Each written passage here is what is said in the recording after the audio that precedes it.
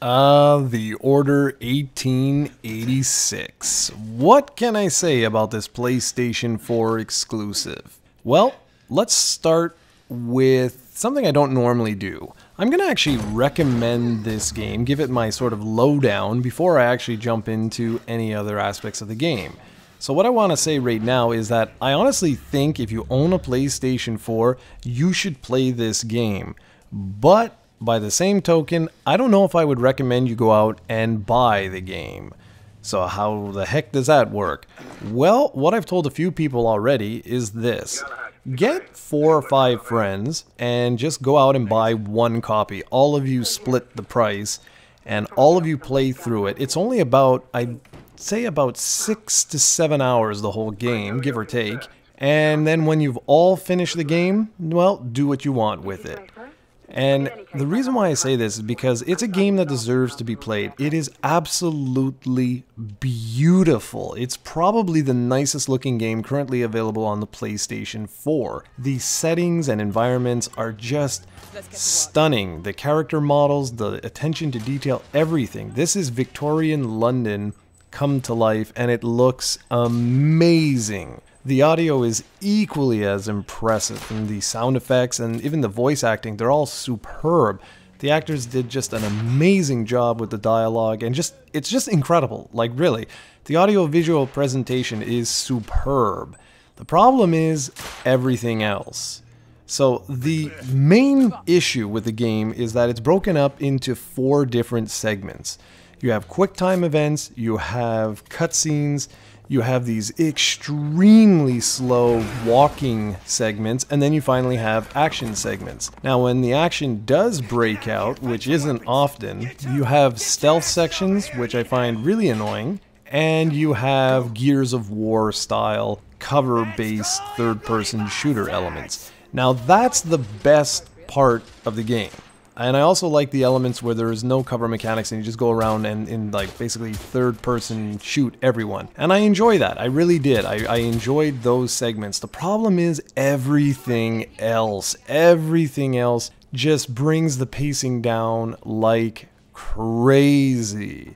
An entire chapter might consist of nothing more than you watching a cutscene for 15 minutes, and I'm not joking. Then you'll go to other areas where you'll do nothing but watch a cutscene, then you'll walk around an area, pick up a few items, look at the items, and then press triangle, and that's it. That's the end of the chapter. You go on to something else. It's a real shame that Ready at Dawn, the developer, felt the need to sort of force the player to see how beautiful this game is with picking up objects and sort of like looking at them. It doesn't make any sense to me considering we know this is a beautiful game. Everyone will know this is a beautiful game just by looking at it. And these segments, they go on and on and on, and I just did not understand. It feels like not only are they trying to show you that yes, this is a beautiful game, but also that, well, there's not much game here, so let's just fill it with as much, you know, fluff or filler as we possibly can, and it really shows. I don't like saying the game's boring, because it's not boring, but the pacing at times really does make you go, holy jeez, what is going on here? Because all I want to do is play. And everything is so interesting, the world is so beautiful and detailed that I just wanted to stop being handheld, let me go out there and explore this amazing world, but I was never given the chance. And the same is true with the story. It's so interesting because you've got steampunk elements, you've got the Knights of the Round Table, and then you got werewolves, you know, like what?